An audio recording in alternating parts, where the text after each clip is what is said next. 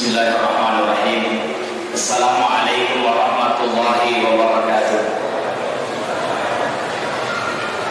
Alhamdulillahirabbil alamin, wassalatu wassalamu ala Rasulillah wa ala alihi wa ashabihi ulil fadli wal kiram, amma ba'du.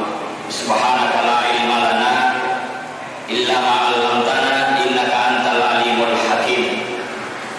Rabbi shrah li sadri wa yassir li amri wahlul 'uqdatam min lisani yafqahu qawli.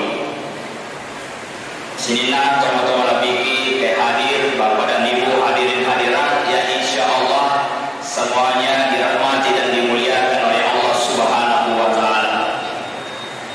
Alhamdulillah kita sudah berada di malam yang ke-26. Tentu tidak lama lagi Ramadan akan meninggalkan kita. Beruntung kita masih diberi kesempatan oleh Allah Subhanahu wa taala di malam-malam terakhir bulan Ramadan ini bisa memperbanyak amal ibadat kita. Dalam kesempatan ini ada satu hadis Nabi sallallahu alaihi wasallam di mana Nabi menyampaikan tentang ada 6 sifat yang paling baik. Yang pertama ada adalu hasanun walakin fil umara'i ahsan. Berbuat adil itu baik, tetapi jauh lebih baik jikalau pemerintah yang berbuat adil. Allah Subhanahu wa taala berfirman, "Innallaha ya'muru bil adli wal ihsan."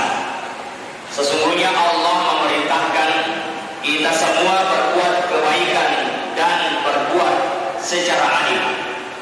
Berbuat adil dan berbuat kebaikan. Yang dimaksud dengan adil adalah makanus syai' fi wad'ihi. Meletakkan sesuatu pada tempatnya itu adil. Jadi kalau ada orang kurus pakai baju besar itu tidak adil. Atau ada orang besar pakai baju kecil, baju anak-anak pakai. Makanya kalau pergi ke pasar dia nak aja tulis nagetan dan itu mesti beli mau pakai. Itu namanya tidak adil. Anak-anak yang usia SMA dikasih 10.000, anak-anak usia SMP dikasih 5.000, anak-anak usia SD dikasih 3.000. Itu namanya adil. Kenapa? Sesuai kebutuhan. Adil itu bukanlah berarti 50-50, tetapi adil itu adalah menempatkan sesuatu pada tempatnya. Allah memerintahkan keadilan lalu menggandengkan dengan kata ihsan. Ketika malaikat Jibril datang kepada Rasulullah lalu bertanya, "Ya Muhammad, apakah itu Islam? Apakah itu iman? Dan apakah itu ihsan?" Lalu Nabi menjawab, "Islam itu adalah syahadat, kemudian sholat, kemudian puasa, zakat, haji, itulah Islam. Lalu iman kepada Allah, iman kepada kitab, iman kepada malaikat, iman kepada rasul, iman kepada hari kiamat, iman kepada dan qadar." Tapi ketika Nabi ditanya tentang ihsan, Nabi menjawab, mungkin yang bertanya jauh lebih mengetahui daripada yang ditanya. Malaikat Jibril menjawab, ihsan itu adalah anta'budallah ka'annaka tarahu fa in lam takun tarahu fa innahu yarak. Ihsan itu adalah kamu menyembah Allah seakan-akan kamu melihat Allah. Tapi kalau kamu tidak bisa melihat Allah, yakinkan bahwa Allah melihatmu. Kenapa sholat mesti baik? Karena yakin Allah Maha melihat. Kenapa harus menghindarkan maksiat? Karena kita yakin Allah Maha melihat. Semut yang hitam berjalan di atas batu hitam, di gelap gulita, Allah Maha tahu. Itulah kemahakuasaan Allah Subhanahu wa taala. Begitu pentingnya keadilan. Maka Bapak Ibu berbuatlah adil. Ibu-ibu yang dimaksud dengan adil, kalau pakaiannya sudah menutup aurat itu adil. Saya pernah berjalan dari Kabupaten Wajo menuju Kabupaten Sidrap, ada jadwal ceramah di sana. Lagi naik mobil di sekitar perbatasan ada seorang ibu-ibu silakan lihat. Jarak tosa ini singgung Bapak Ibu. Ya. Ada seorang ibu-ibu kawin-kawin, tapi dia nak bayar. Lalu di kepalanya angka soko haji. Baik, lucu tuh pakaiannya. Maka latu aro di atas sampai di sini tidak ada pakaian, lalu di atasnya angka soko haji. Oh ibu, biasa kini nama apa? Lagi motor. Mabela. Saya berpikir bahwa mereka yang sudah Islamnya sempurna, sudah syahadat, sudah sholat, sudah puasa, sudah zakat, lalu haji tingkatan yang kelima sebagai penyempurna dari keislamannya adalah haji. Tetapi kenapa pakaiannya seperti itu? Padahal dalam keadaan ihram, jangankan lutut, jangankan dada, jangankan telinga, rambut pun selalu dijaga agar tidak terlihat. Begitu dia menjaga auratnya. Tetapi kenapa ketika pulang tidak melaksanakan hal seperti itu? Itulah makanya dalam sebuah kesempatan ada seorang ulama ditanya, apa sih ciri haji itu diterima? Cirinya ada 3. 1, ketika berangkat dari tanah suci mungkin dia masih malas ibadah, tetapi ketika pulang maka dia giat ibadah. Itu 1. Bertambah ibadahnya setelah menunaikan ibadah haji. Yang kedua, ketika dia belum haji sering melakukan pelanggaran. Biasa mau pada bego biasa nge agama apa binte, foto, mafokas, marumus. Namanya cek foto poyo dia agak marumus kan? Kan kayak marumus kan? Sio kurasa pada ini sekali-kali. Main ini sekali-kali, Pak sio kurasa ini kami apa yang dibuat saya. Akhirnya semua itu setelah dia kembali dari tanah suci maka dia tinggalkan semua itu. Itu adalah ciri ibadah diterima. Yang ketiga adalah ketika pulang dari tanah suci dia semakin menghormati orang lain. Bukan dia yang sebaliknya dihormati. Ada kejadian Bapak Ibu sekalian, pulang dari tanah suci 1 minggu kemudian ada orang pengantin, datanglah undangan. Ternyata di undangan tidak ditulis haji. Jadi oke haji kok. Lalu dia berkata, oh jadinya sekuye. Apa boleh nama kayak main adikah haji kok jadinya sekuye. Padahal sebenarnya undang. Bahkan ada orang ketika baru pulang dari tanah suci berangkat ke pengantin, dek mana nih foto dayolo. Foto damon nih. Les sekolah macam ni bedena. Gara-gara itu maka dari mana itu ada juga. Kenapa? Wahai suamiku, saya datang ke pengantin tidak ada yang menghormati saya. Pada soko baru pagi. Dia mana kan foto dayolo kan? Jika belum foto dayolo. Dia mana kan makutana maka kamagaga hawe foto yasi. Jika belum makutana. Maka gagal. Di Jawa ada orang menulis namanya H.12 Asep. Betulan namanya Asep. Mudah-mudahan tidak sama namanya di sini kan. H12 Asep. Ditanya, apa makna 12 itu? Dia menjawab, itu artinya saya sudah 12 kali naik haji. Terpas lagi H12 dolar dan menolak asal. Makanya Bapak Ibu, hadirin yang dimuliakan oleh Allah, ibadah itu bukan karena manusia, tapi karena Allah. Nah, ini yang pertama, berbuat adil itu baik. Tetapi kalau pemerintah yang punya jabatan berbuat adil, maka itulah yang terbaik. Walaupun di sana sini masih sering terjadi ketidakadilan. Jikalau orang punya harta, punya masalah, terkadang hukum tumpul ke atas, tetapi dia akan tajam ke bawah. Betul apa tidak? Dalam prinsip Indonesia dia apa kau? Aku mi, jadi si malu. Ya, pejawan ini non. Kenapa kalau rakyat miskin yang melanggar, enak ya non? Tapi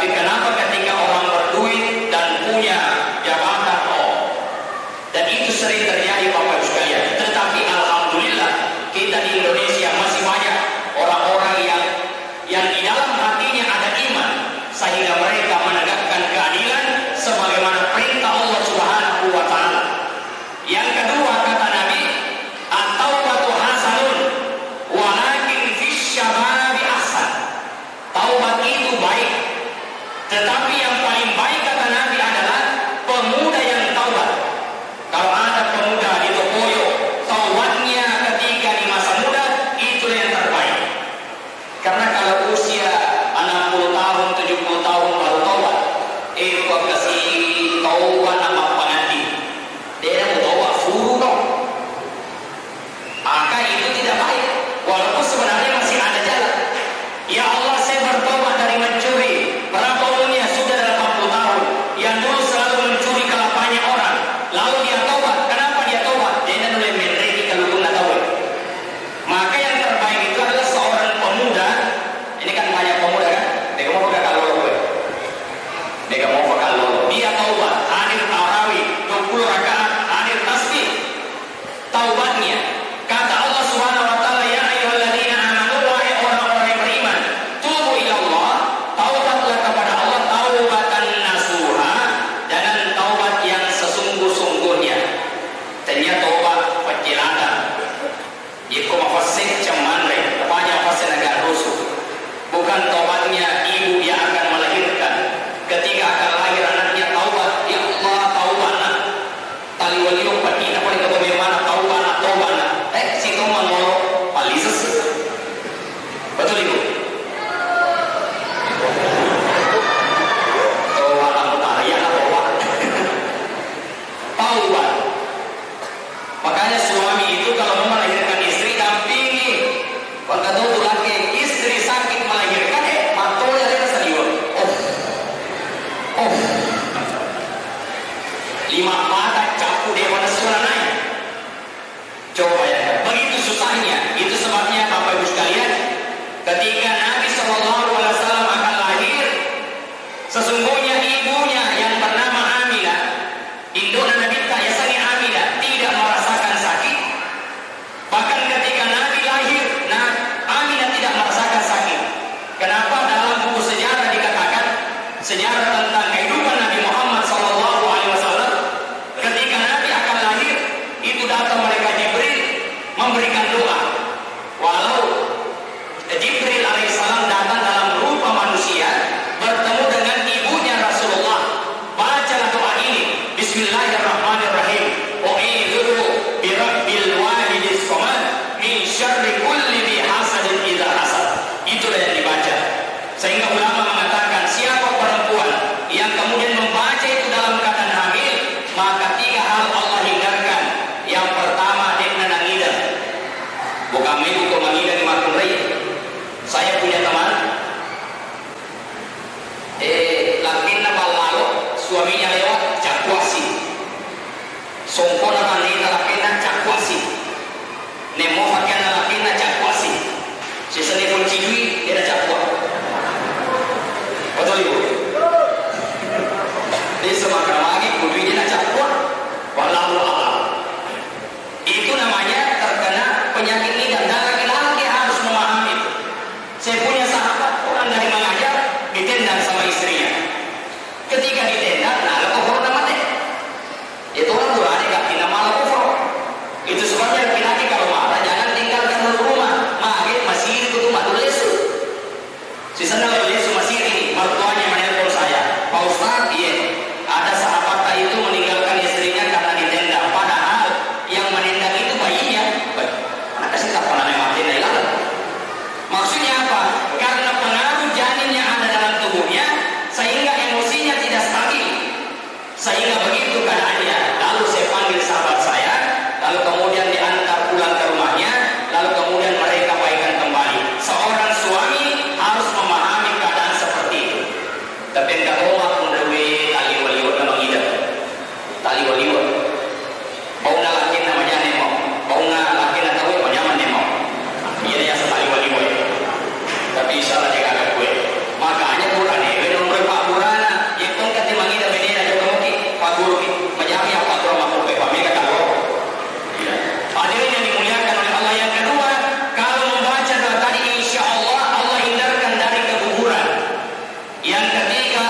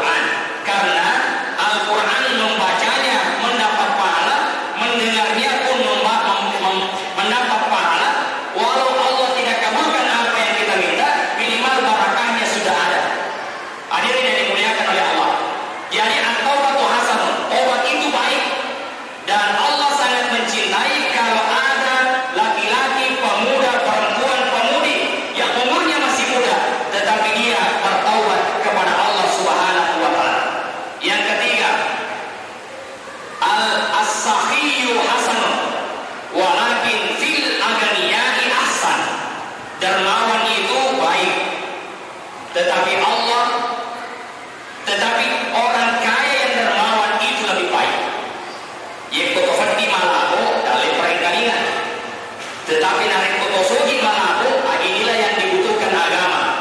Nabi SAW memerintahkan Utsman bin Affan dan Abdurrahman bin Auf untuk apa? Membebaskan sumur.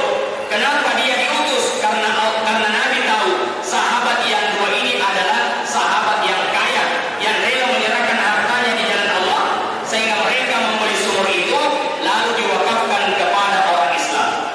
Seorang profesor kemudian memvaluasikan berapa harga pada masa itu dengan harga rupiah saat ini. Ketika dijumlah itu harganya adalah 50 miliar. Bayangkan itu 50 miliar hanya membeli sumur, yang kemudian sumur itu diwakafkan airnya untuk orang-orang Islam. Kenapa? Karena Nabi tahu bahwa orang kaya yang dermawan itu lebih baik. Kemudian yang keempat ini, yang kelima,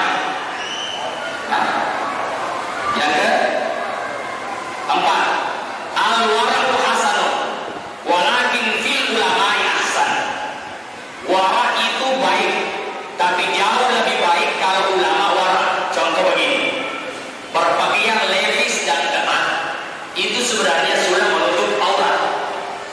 Tetapi kalau ada ulama yang diberi gelar kiai haji, punya pesantren, lalu kemudian orang mengenalnya seorang ulama, lalu kemudian memakai levis yang botol, maka itu namanya tidak wara.